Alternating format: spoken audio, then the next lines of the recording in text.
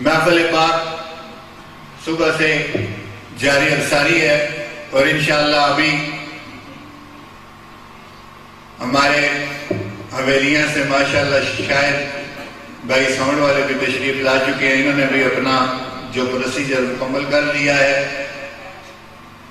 ابھی محفل پاک کا باقاعدہ آغاز تلاوت قرآن کریم سے کیا جاتا ہے، تلاوت قرآن پاک سماعت فرمائیں، اس کے بعد انشاءاللہ محفل پاک کو باقاعدہ طور پر آگے چلایا جائے گا۔ تلاوت قرآن آپ حضرات کے سامنے ابھی انشاءاللہ میں کروں گا۔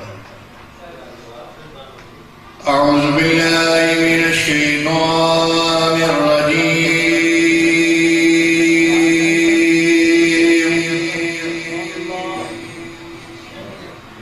بسم اللہ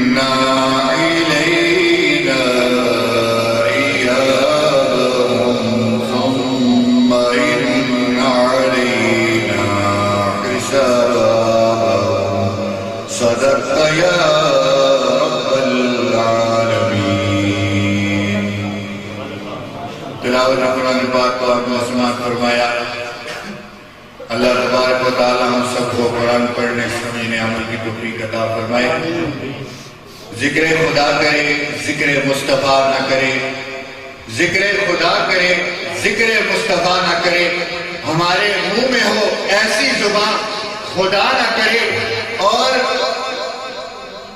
سب سلاطین عالم اپنی جگہ ہے، دو عالم کا سلطان اپنی جگہ ہے، بدلتی رہی آسمانی کتابیں پر محمد کا قرآن اپنی جگہ ہے۔